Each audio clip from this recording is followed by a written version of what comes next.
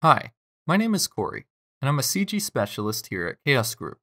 Today, I'm very excited to introduce to you our latest renderer, Vray 5 for 3ds Max.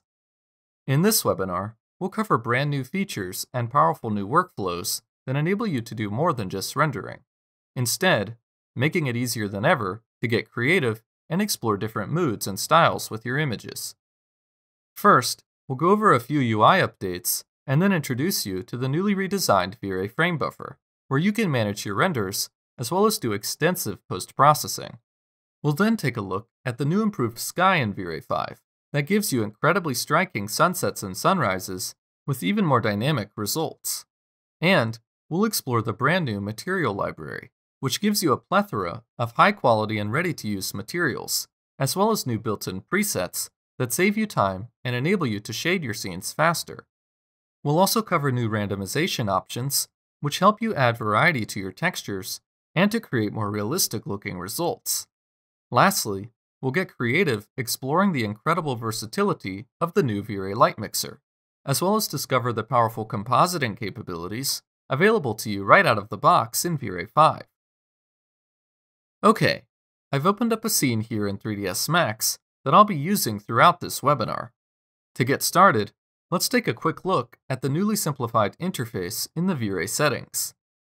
The new features we'll cover today also work with Vray 5 for CPU and Vray GPU, so you can use these features with whichever render engine that best suits your needs. Vray 5 is also generally already set up to render great-looking results using just the default settings for most scenes, without any need for tweaks. That said, we've made a few small UI changes to streamline some options, should you decide to adjust any settings. In the Vray tab, you'll find that the global DMC settings have now been simplified down to 2 checkboxes. These options determine the sampling method for evaluating blurry values, such as from anti-aliasing, depth of field, motion blur, and so forth. By default, we have also enabled a brand new sampling method here called blue noise sampling. Blue noise sampling automatically produces a more pleasant result for renders that have low sample counts, or in situations where you're using depth of field or motion blur. It is generally most noticeable when rendering lower quality images with fewer samples. Next, in the GI tab, we have also streamlined the light cache settings in Vray 5. Again, the light cache has already been set up with default values that should serve you well for most purposes. Just like in Vray Next, you can also simply switch the preset mode from still to animation in order to use the default settings we have found work well for animation renders. Okay, now let's go ahead and open up the brand new Vray 5 frame buffer. The new VFB has been redesigned from the ground up with a brand new UI, powerful new functionality, and an overall emphasis on speed so that you can work faster than ever. The new VFB is now much more than just a render image window, but it comes built in with powerful post-processing tools that let you further modify your images, all with Vray 5. We will explore these new post-processing tools in much more depth later, but for a quick overview of the Vray 5 VFB, let's start with these icons along the top right here. Here we have our main render controls, such as render, interactive rendering, and the abort button. We also have the debug shading dropdown for accessing different shading modes, such as isolating selected objects. To the left, we have the render region toggle, test resolution options, and the follow mouse mode, which prioritizes render buckets based on proximity to the mouse pointer. Lastly, we have the save image and clear channel buttons. On the left-hand side, we've got our render elements dropdown, which lists any elements rendered with the image. Let's load in an image to demonstrate. I'll click on File, Load Image, and let's import an image file I saved in advance from the scene we're working with. Now you'll see that the Render Elements dropdown has populated with the elements that were rendered with this image. You'll also find a button to the right that can toggle between the RGB and alpha channels. Now, if we double-click down here on this handle, the History panel opens up. Here we can store a history of rendered images with their post-production corrections, as well as do A/B comparisons between images. There's also a search bar that lets you filter the image history based on scene paths, as well as do searches through any notes that you've added to the images. If you'd like to add a note, right-click on any image and in the menu, click on Edit Note.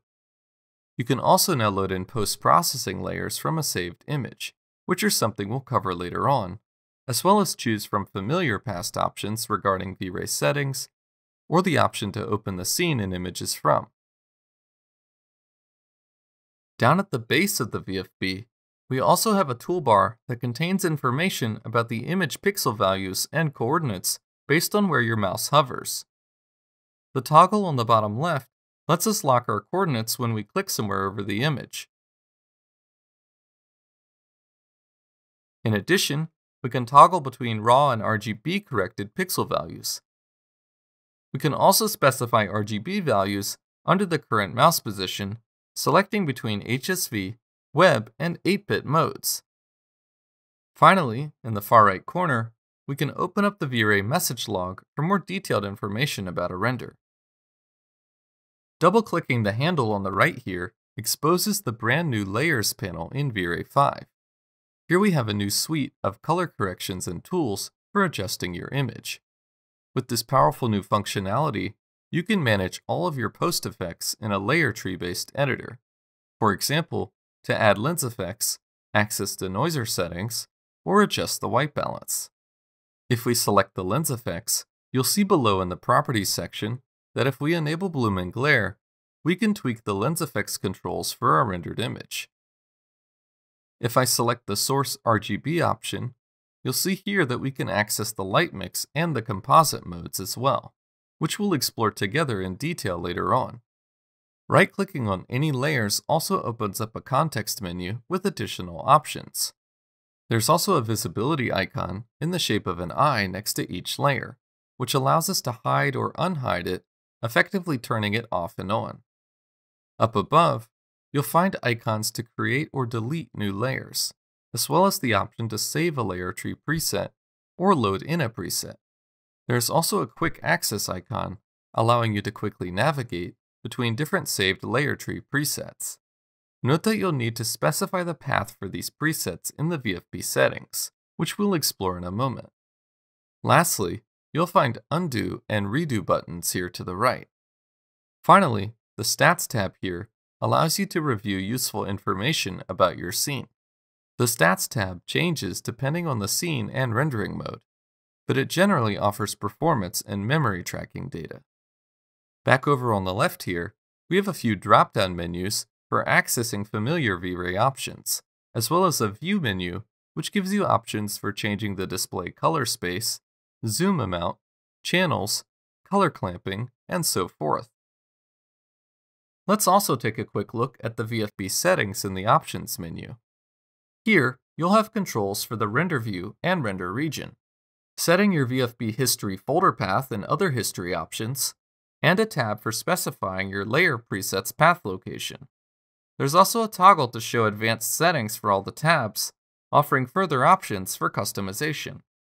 Lastly, if you've made any changes to your Vfb settings, don't forget to click the Save and Close button at the very bottom of the window to save your changes. Alright, now that we've seen an overview of the new Vray 5 Vfb, let's move on to take a look at our scene here and get rendering. Okay, let's begin by exploring the brand new improved sky model, which is an analytical sky model that gives you stunning looking sunrises and sunsets, and can be especially useful in cases where you do not want the sun to be positioned completely above the horizon. For a brief comparison, I'd first like to show you how the HOSEC sky model looks in our scene, which was available in previous versions of Vray. Normally, you would draw out a Vray sun in the viewport to get started, but to move things along, I'm just going to unhide a Vray sun that I've drawn out in advance and align it to one of a few anchor points I set up that serve as decent positions for the sun in the scene. Now, let's double check our sky model is set to the default HOSEC, and then let's head back over into the VFB and start the IPR.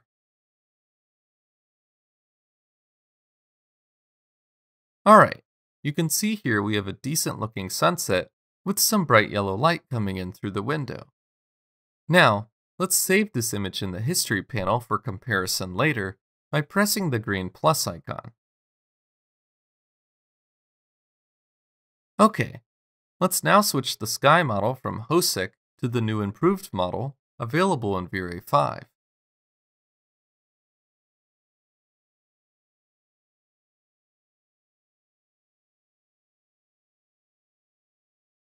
And right away, you can see that the new improved sky has added some more character to our scene here. Let's also save this render to the history and then do a quick A/B comparison with the HOSEC model, selecting the A/B icon and then choosing the two most recent saved renders. The new improved sky has a noticeably richer and more contrasty tone, offering a mix of both orange and yellow shades of color. Alright, back over in the 3ds Max viewport, let's reposition the sun by aligning it to another anchor point I've set up. And right away in the IPR, you'll see that we get a nice shift in the color hue of the sun itself as it gets lower towards the horizon, becoming a darker shade of orange. If we increase the size multiplier for the sun to something like 5, you'll see how the sun not only becomes larger, but the actual color of the sun itself has changed again to a deeper reddish-orange color. I'm also going to open up the lens effects properties, and let's increase the intensity and opacity a bit to see how that adds a little more softness and bloom to the sun's edges.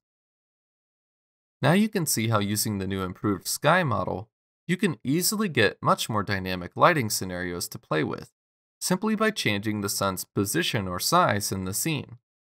This makes it easy to quickly explore and experiment with a variety of sunset lighting conditions to find something that works well for your scene. Let's move on now to take a look at the brand new material library in Vray 5.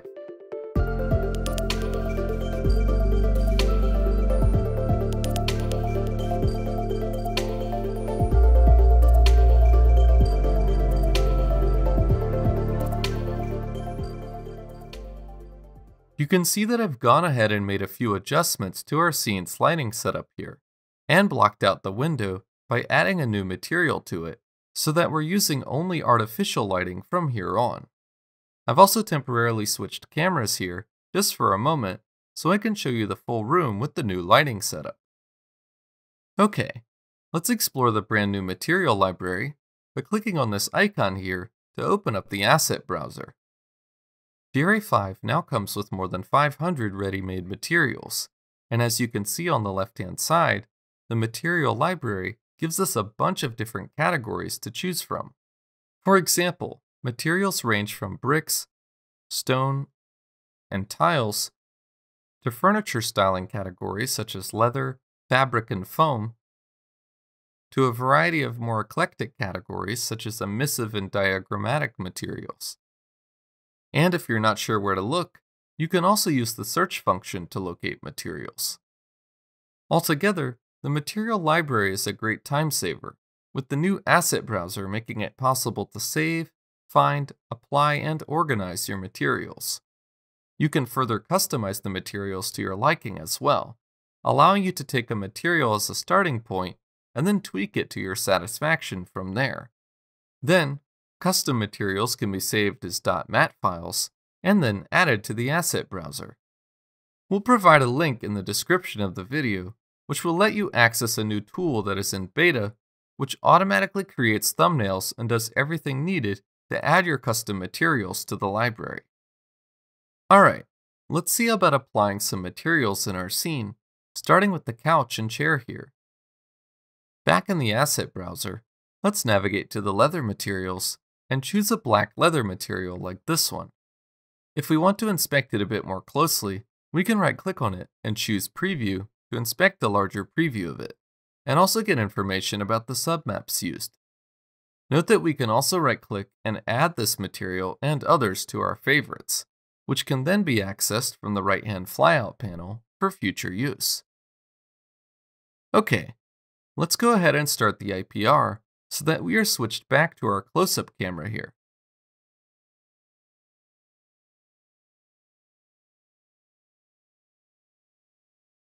Now, let's right-click on the leather material and choose Apply to Selected Objects. Now we can see in the IPR that we've got the leather material applied to our couch and chair. Keep in mind that you can also apply materials with real-world scale enabled and even triplanar mapping, which can be useful for objects that don't have suitable UV coordinates, since it projects textures based on the surface normals of the shaded object. Great!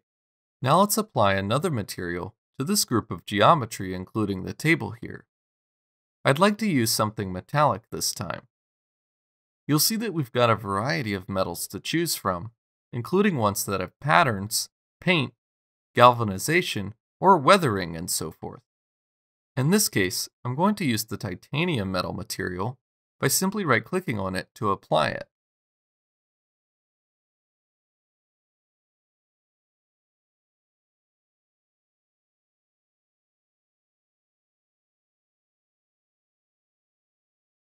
Now, let's find the base floor beneath the furniture here in the viewport, and then in the asset browser, go to the concrete section to find a material for it. You'll see that we have a variety of concrete materials to choose from. I'm going to select this concrete flooring I01 2-meter material here and go ahead and apply it to the scene. You can see how the new material library can really speed up your shading workflow to get some great looking materials into your scenes quickly. However, you're not limited to just using the materials right out of the box, but you can also further customize them. In fact, you can use our new randomization options to add variety by randomizing textures and colors, which can help your materials fit in more naturally and realistically with your environment. To show you an example, let's select the walls and floor group here in the background and explore how we can further improve their shading. We'll use a material from the library with the new randomization options available in the Vray multi-subtext. In the asset browser, let's head to the stone section of the material library. I'm going to select the stone granite A80cm material, and this time I'm also going to enable the Open Material Editor on Apply toggle at the top. Now, when I apply the material, the Slate Material Node Editor will open up with the shader and textures for the granite material. I'll rename the Vray material for the shader, and then let's see how this looks in the IPR.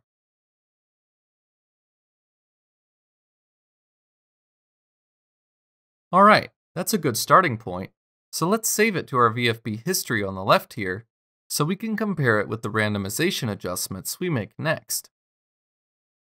Alright, back over here in the material editor, let's introduce some randomization using the Vray multi-subtext, which you can add from the Vray map section of the editor. For this scene, I've already prepared a multi-subtext in advance and hooked up a duplicate copy of the Granite Diffuse bitmap to the 15 ID inputs on the multi-subtext. In Vray 5, you can now assign random colors based on face material IDs, object IDs, and the element IDs of an object.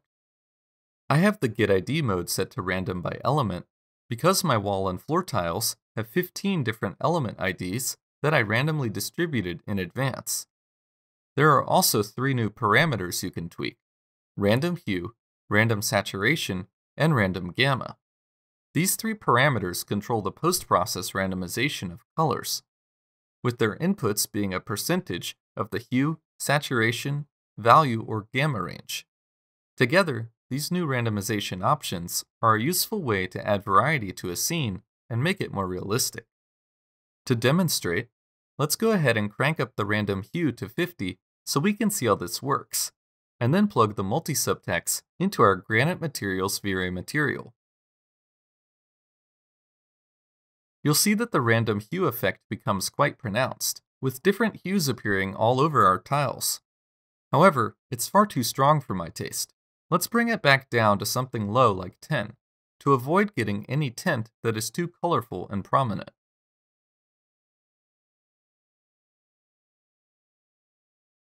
There we go, that's looking much better. Next, let's take a look at the random saturation.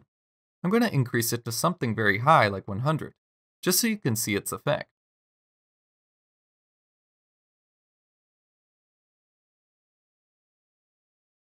Now, we can see that the colors are much more saturated and striking.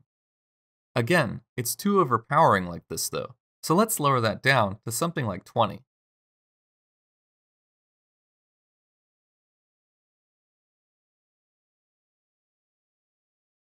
Alright, that's starting to look pretty interesting. Let's also try increasing the gamma to something pretty high like 50.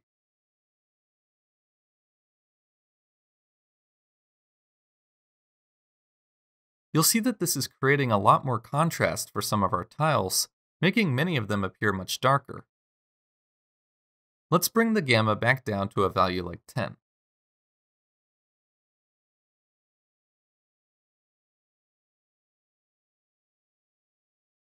Alright, I'm liking how that looks. Let's now save this to our VFB history, and then do an A-B comparison with how the stone tiles looked before and after we added randomization. Note that if you want to compare the result with the noising, you can switch to the effects result channel. You'll see that the version on the left with randomization is looking more contrasty and striking, due to the additional variation, which makes the stone material feel richer and less dull. Now you've seen how with the multi-subtext, you can hook up a texture, adjust a few simple randomization parameters, and quickly introduce some more diversification to your textures. Alright, now let's move on to look at another new method for adding randomization to our scene, using the new Vray Uvw Randomizer texture. First, I'm going to switch cameras here, using the shortcut C to get a better angle of our concrete floor beneath the furniture, so we could take a closer look at the concrete texture. Back in the material editor, let's get the concrete floor material that we assigned earlier to view its node setup. I'll also rename it. You'll see that the concrete material does not have a Vray Uvw Randomizer texture as part of its node setup, although some materials from the library do. Let's right-click and add one from the Vray Maps menu. The Vray Uvw Randomizer can be used as a mapping source for a Vray bitmap or Vray triplanar text node. It offers convenient parameters to control multiple Vray bitmaps and speed up your workflow, making it a powerful tool to add randomization and realism to your textures. Before we hook it up though, let's start the IPR and see how our concrete floor looks at the moment.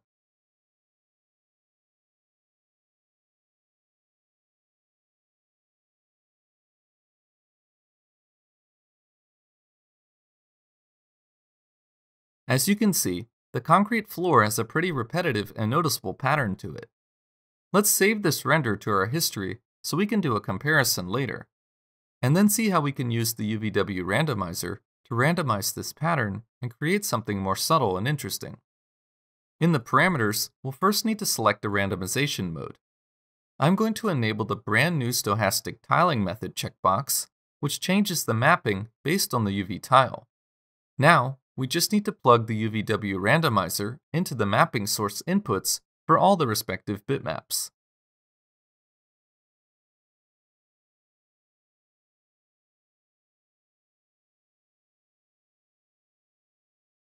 And as you can see, the results are immediately looking pretty interesting, simply by enabling the stochastic checkbox. I'm also going to increase the tile blend parameter to 0.4 in order to adjust the edge blending between adjacent tiles. Now, you can see in the IPR that the patterns are looking much more subtle and blended together.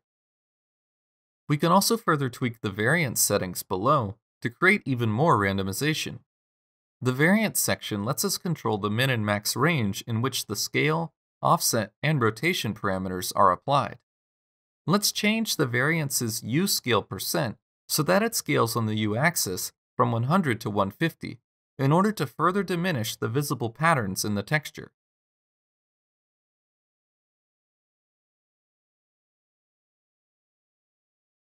There we go. That's looking much more natural and authentic.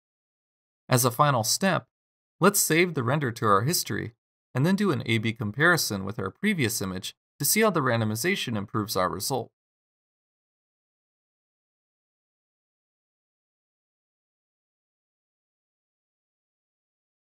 As you can see, the previous image on the right clearly has a visible repetitive pattern, whereas the randomized image on the left is smoother and nicely blended, making the concrete altogether much more convincing.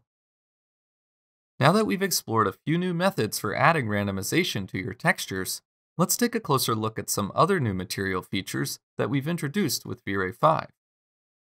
Back in the material editor, let's create a new Vray material and take a closer look at the brand new material swatches. When you're making a material, you want to know exactly how it will look. As a result, we've updated the swatches so that you get a better lighting preview, enabling you to visualize how your material will look when you press render. I'm going to rename this material and just make some parameter changes here so you can see how the swatch updates.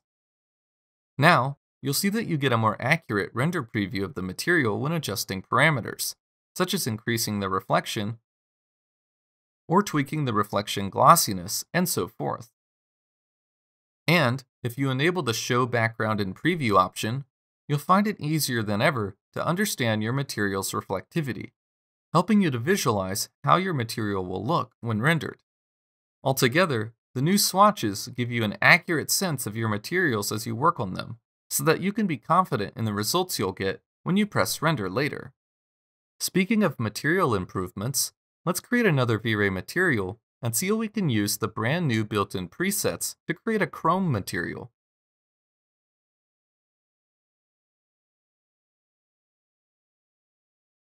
This preset dropdown gives you quick and easy access to some common materials, such as various metals, glass, plastic, water, and so forth. Now, you won't need to look up material information or IOR values for these common materials, saving you time while giving you realistic results. In this case, let's select the Chrome preset so we can apply it to the geometry in the scene here. Let's also switch cameras so we can get up closer to the Newton's cradle device and furniture in our scene. I'll select the group here, which contains the Newton's cradle, as well as the base of the chair, footrest, and couch, and then apply the Vray material with the Chrome preset to see how that looks. Alright, now let's go ahead and start the IPR, so we can see how the new Chrome material will look in our scene. Okay, great. That looks nice and with no need for any further tweaks. Now let's create a new Vray material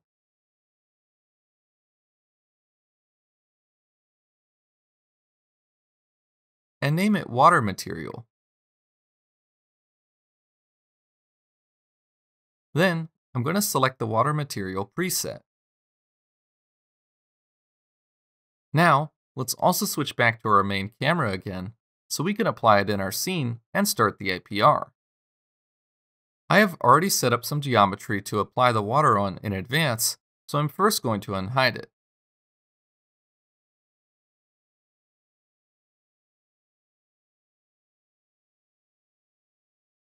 Now, let's assign our water material preset to it. Okay, now let's start the IPR to see how it looks.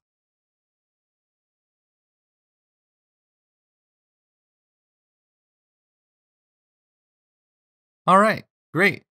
Now you can see that we've got a nice looking water body covering the floor stone tiles. However, since I want the water to look even more like a surface rather than like water in a glass, I'm going to add a noise texture to it to give our water some more variation. Let's load in a simple 3ds Max noise texture and plug that into the bump map slot on our water material. Then see how it looks.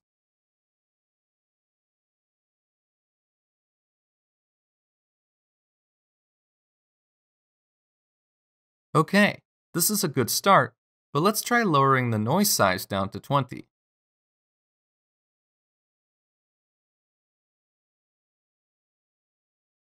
There we go. that's looking more appropriate, but I still think the noise is too strong. Let's head back to our water material preset and bring the bump amount down to 0.5.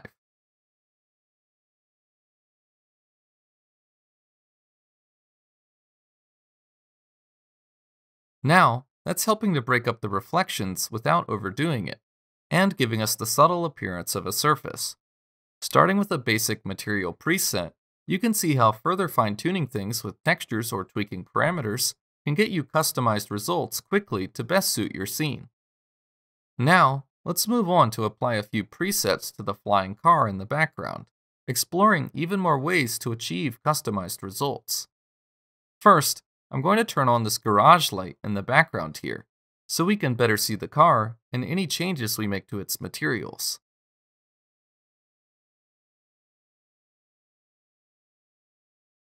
Okay, let's select the car body and create another Vray material.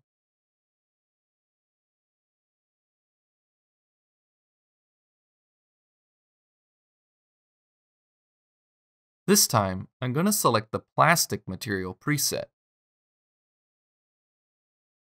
By default, it has a yellow diffuse color, so let's change that to be nearly white. Now let's apply that to the car body in the scene.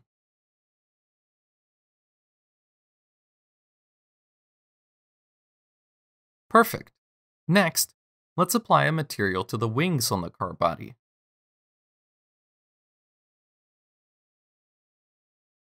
I'm going to create another Vray material, which I'll name Base Black Material.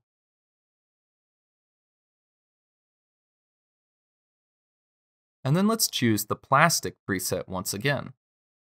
First, I'm going to change the diffuse to a nearly pitch black color, and lower the glossiness down to 0.65. Now let's go ahead and apply this material to the car wings. Okay, I like the way this material looks so far, but I want the windows here to look less like plastic and more like tinted windows. For this, we can use the brand new Coat Parameters rollout to create a tinted window appearance. First, let's select the car's glass elements. Then, let's also change cameras so that we can get a closer look at the windows of the vehicle. You can see here clearly that the material has too much of a matte appearance for a window, as the reflections are far too dull.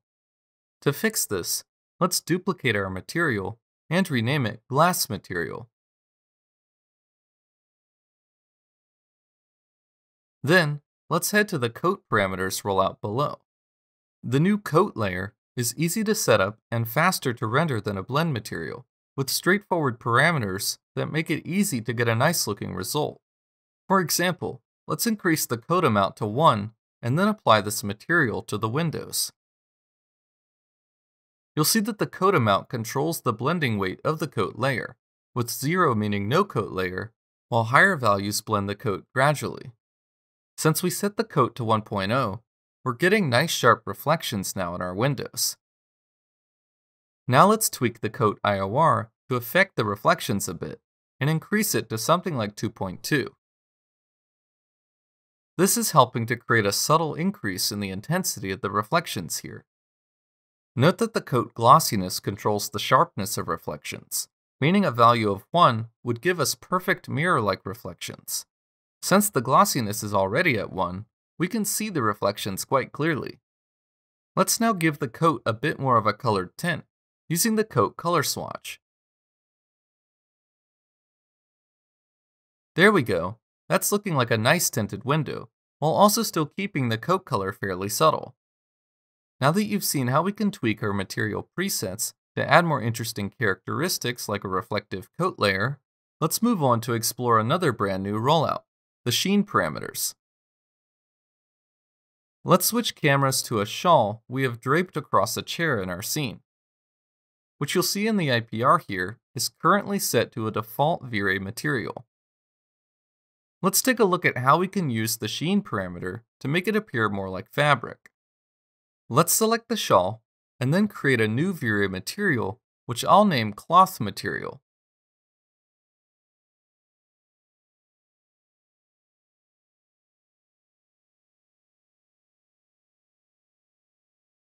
Then, let's change the diffuse color to give it something fitting.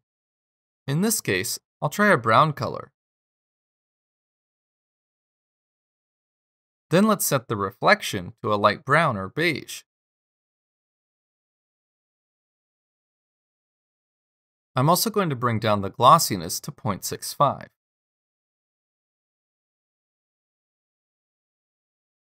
Now let's assign this material to the shawl and see how it looks in the IPR. Okay, we're off to a good start. Now, let's drop down the sheen parameters to see how we can make our material appear more like cloth. The sheen is designed to assist with the creation of cloth materials. You can think of it like a top reflective layer on the diffuse color that makes creating a fall-off effect for cloth easier than ever. Let's start by adjusting the color of the sheen to a light brown or tan color and see what effect that has on the shawl. Note that you can use the sheen parameters to create a variety of cloth-like material styles, such as satin or velvet. Okay, I'm liking how this looks, but the cloth still doesn't have a noticeable enough sheen effect, and I'd like to make it more prominent. To do that, we can adjust the Sheen Glossiness, which controls the sharpness of the reflections. Let's try lowering it down to 0.3. You'll find that higher values let more light reach the diffuse, therefore diminishing the sheen's visibility, whereas lower values reflect more light, making the sheen effect more pronounced. Alright, now you've seen how we can easily introduce the sheen effect to help give our material the soft reflective character of fabric. At this point, we've now finished shading everything in our scene, so let's get ready to do a production render and explore some of the powerful new post-processing capabilities that come with Vray 5. First, I'm going to switch cameras to our final camera for rendering. You'll see here in the IPR that this perspective gives us a nice wide composition for our scene here. Okay, let's stop the IPR and then add a few render elements for our production render. Let's switch the denoiser engine from the NVIDIA AI denoiser to the default Vray denoiser, since it's more consistent for production rendering. With Vray 5, we want to make it so that you can easily create a production-ready image from start to finish, simply using Vray. As a result, we have introduced a new render element called Vray Back to Beauty, which automatically creates the necessary render elements you need to reconstruct the beauty paths in post-production. You can think of the Vray Back to Beauty element as a shortcut to save you time. It also ensures you don't forget to add critical elements that you might need later on to reconstruct the beauty paths in compositing. Since I'm using the denoiser, I'm also going to check on the denoise checkbox for the Back to Beauty element. So that way, the denoising operator is applied to all of the Back to Beauty render elements consistently. Now, let's also add the brand new Vray Light mix, which is a new render element that we'll need to add in order to take advantage of the powerful light mixing capabilities in Vray 5. When the Vray Light Mix render element is enabled, you can then render your scene and further tweak your lights in the new VFB, both during IPR and even after a production render is complete. This means that you can tweak the intensity and color of lights and light-emitting materials, as well as enable or disable lights altogether, without needing to re-render your final output. You can even work faster if you mix your lights while rendering interactively, since you don't have to navigate to individual light sources to tweak their parameters. If we scroll down in the light mix settings and take a look at the Group By dropdown, you'll see that we can specify how to group the lighting information in the light mixer. In this case, I've already organized these lights into separate layers to manage them more easily, so I'm going to set this to group my lights by layers. Now, the lighting information for each layer will be stored in a separate channel. Note that for whichever mode you choose, the light mix will also create self-illumination and environment render elements, which will store light-emitting materials and environment information respectively. Okay, great. Now that I've got my render elements set up, let's prepare our render settings. I'm going to switch to the bucket rendering mode for production and set my noise threshold to 0.008. Otherwise, I'll leave the rest of my settings at the defaults. Now that we've got everything set up, let's go ahead and press render.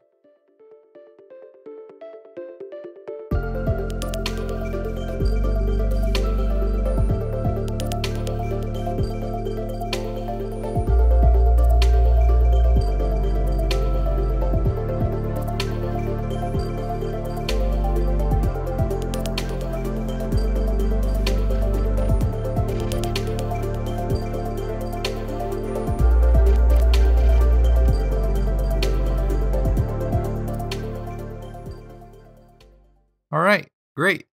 Now that our production render is finished, let's jump into the new light mixer and see how we can create a variety of different lighting scenarios without any need to re-render the image.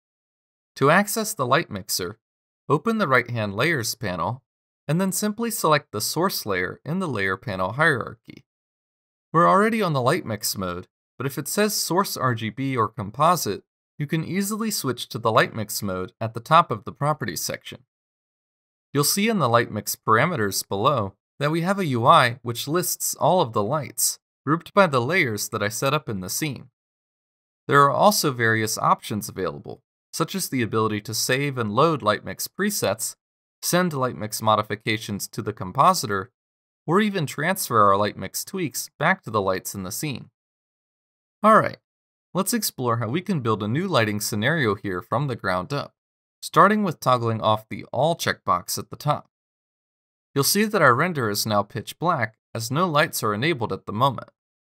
Let's now enable some of the more subtle ambient lights in our scene, beginning with the self-illumination lights. Then, let's also enable the lights car for the car's headlights. I think these headlights could be a bit brighter, so let's increase their multiplier to 4. Keep in mind that a light's standard multiplier will have a default value of 1. Alright, so far so good. Next, I'm going to turn on Lights Floor Charge A, and let's increase the multiplier to 2. I'll also turn on the Lights Garage for the light that is above the car. One of the amazing things about the light mixer is that you can change the colors of your lights, enabling you to completely reimagine the mood of your scene. For example, let's change the Lights Garage color. You'll see as I drag around in the color picker that the VFB updates the results very fast, making it so that I can find a color to suit my image very quickly. I think I'll go with a light blue here. Note that generally, we recommend rendering your lights as a white neutral color if you plan on doing light mixing. That way, you can focus on tinting your lights completely in post-production, without any color interference from the light's existing color tone. Alright, let's move forward and turn on the lights columns to begin lighting up the room and the space around the car. I'm also going to increase their multiplier to 2 so that they provide some more warmth and contrast in the image. Great, now let's also turn on the lights fill to add a fill light to our scene. It's definitely way too subtle though at first, so I'm going to crank it up a lot. Let's try setting the multiplier to 10. There we go, now I'm liking how this looks. If you get to a stopping point where you're happy with your results, you can simply press the Save button above. This will save your settings as a light mix preset file, which you can then load in later. In this case, I'll save mine as Light Mix Preset 01. Okay, now that we've saved our first preset, let's continue tweaking our lights to get a different look. I'll start by enabling the lights pots. These are from the lights that are around the base of the trees in our scene. Next, let's turn on the lights floor platform. This gives our scene a very nice rim of light around the room at the base of the wall. That's looking good so far, so next, let's enable the lights ceiling, so we can shine some light on the furniture in our scene. I think the ceiling lights are too dim though, so let's increase their multiplier to 3. Great! If you'd like, we can also solo a particular light by holding Alt and clicking on it.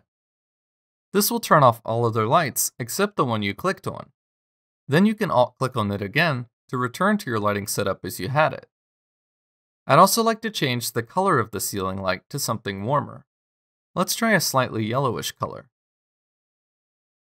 There we go. I think that's looking pretty good. Alright, I'm going to go ahead and press Save again, and save this as Light Mix Preset 02. Alright, now that we've saved 2 presets of our own, let's also try loading in some presets that I saved in advance.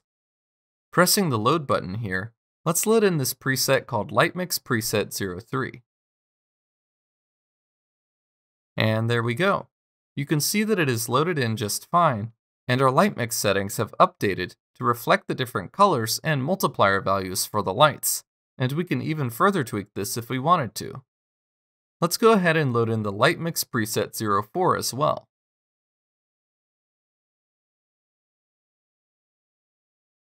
You can see that this preset is quite moody, and showcases how we can also use light mixing to achieve some very drastic differences in mood and tone, all by simply playing with the colors and multiplier values.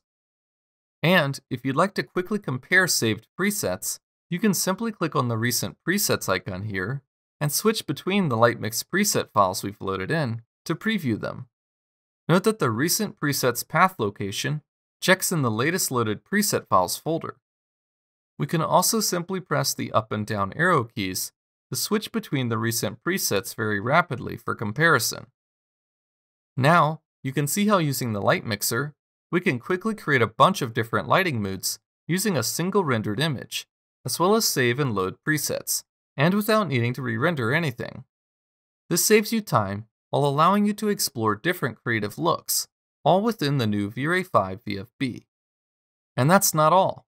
Once you've got your Lightmix settings set up to your satisfaction, you can then send them over to the brand new compositing layer editor, where you can take your post-processing even further to refine your image. You can also press the reset button here, which resets all Lightmix changes to default values. However, if you do decide to send any of your Lightmix changes to the compositor, you'll find that all of the tweaks you made in the Lightmixer will be described in the relevant render elements. Okay, let's move on from the Lightmixer and switch over to the composite mode. The brand new compositor in Vray 5 offers a layer tree system that makes it possible to do nuanced color corrections, set blending modes, and combine render elements all within the new VFB.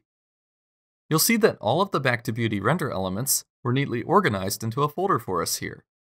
Whenever you add the Vray Back to Beauty render element before starting your render, Vray automatically creates this folder containing the necessary render elements for reconstructing the beauty pass. You'll see that we can select a render element layer to reveal its properties below. We can also hold Shift and select multiple layers, and view their properties below together. If we press the visibility or eye icon to hide multiple layers, we can reveal them one by one to see how the layers stack on top of one another. As you can see, the layer system applies corrections from the bottom to the top, meaning layers on top of the stack are considered in the foreground, and the result of all layers below is considered the background. The only exception to this is nested layers, which are executed after their parent, which we'll cover in a moment. Also, note that the display correction layer at the very top specifies the display color space of the resulting image or composite in the frame buffer. Alright, let's take a look at the Vray lighting element here and explore its properties below. You'll see here that I can adjust the layer's multiplier value,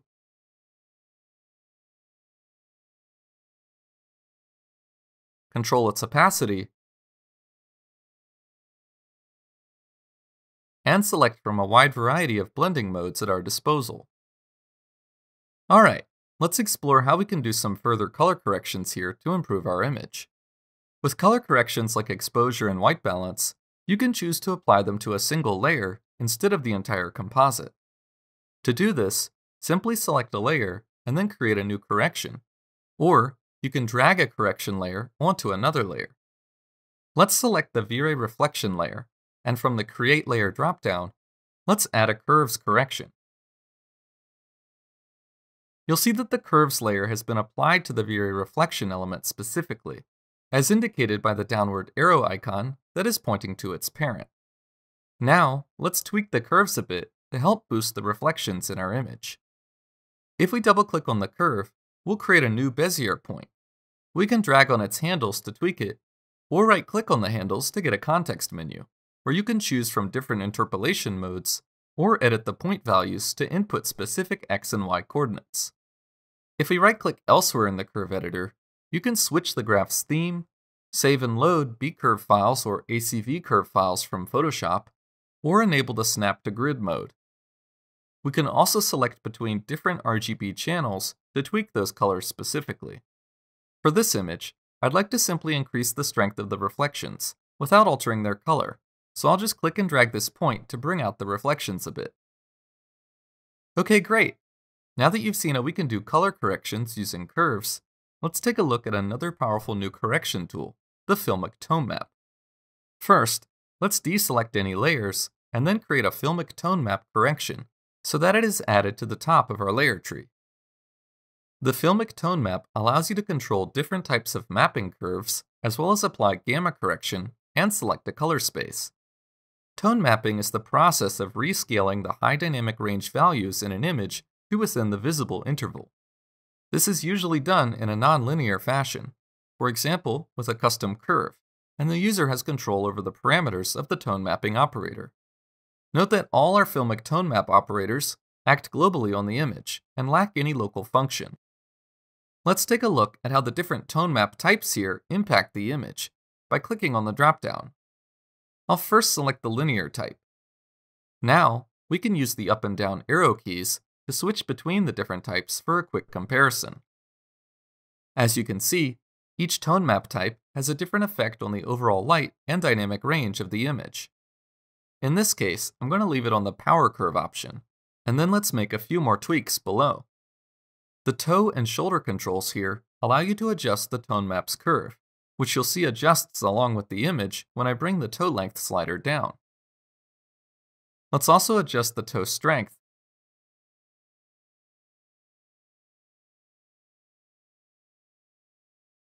And lastly, bump up the shoulder strength just a tiny bit. You can see below that the curve visualization is updated to reflect the changes we made to these parameters. There we go! Now you can see how these different tone map types can be used to give your image a much more contrasty and dynamic looking result.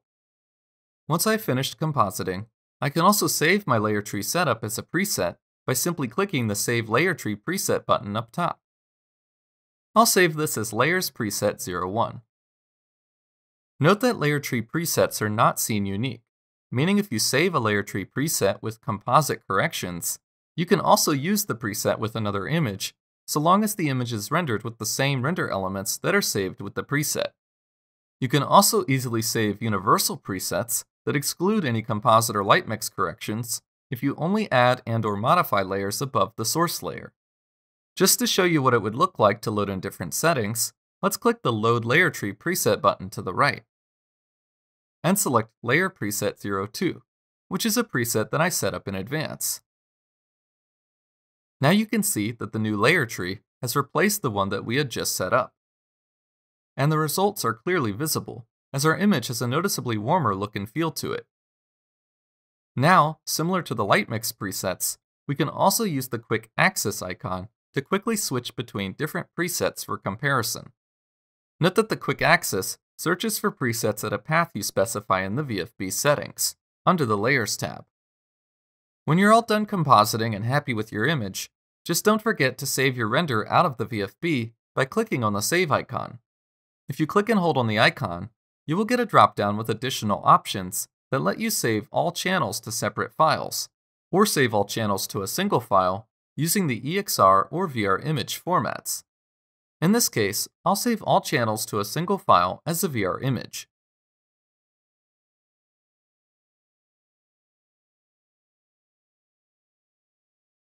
Alright, now you've seen how easy it is to quickly customize and composite your renders using the new V-Ray frame buffer.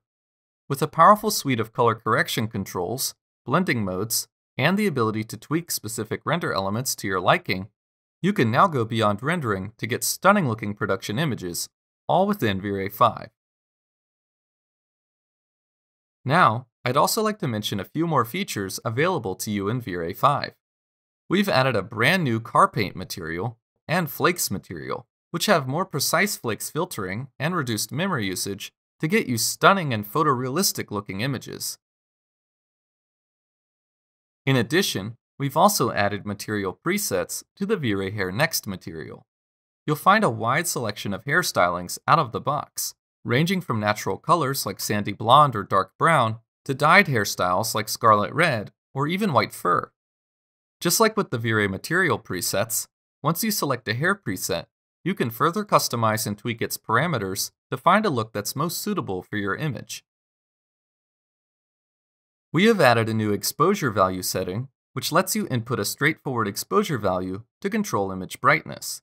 Using this mode will replace the ISO value, giving you a simple and straightforward way to tweak the exposure while still giving you control over the shutter speed and f-number values for motion blur and depth of field, respectively.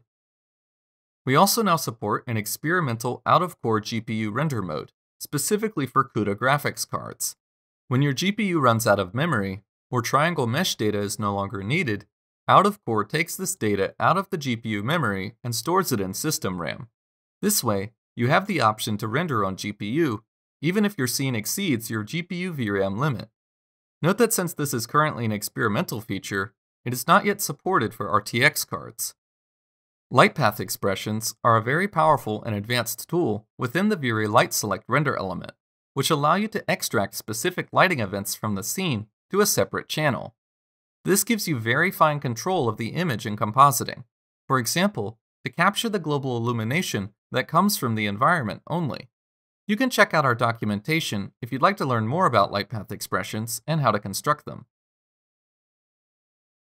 Altogether, these powerful new features give you an incredibly robust and versatile upgrade to your render toolkit, making Vray 5 an all-in-one solution to serve most of your needs. The new material library, asset browser, and presets help you to create high-quality materials quickly, while the randomization options save you time and help you to make your textures even more realistic. Together, the material library and randomization options serve as a powerful combination, giving you both a starting point for your materials while making it easy to quickly customize them further. In addition, the incredible versatility of the new built-in post-production tools, such as the Light Mixer and Compositor, take you beyond rendering and give you creative freedom to further polish your production-ready images, all within Vray 5. If you'd like to try out Vray 5 for 3ds Max, please visit our website, chaosgroup.com, for more information and to download a free trial.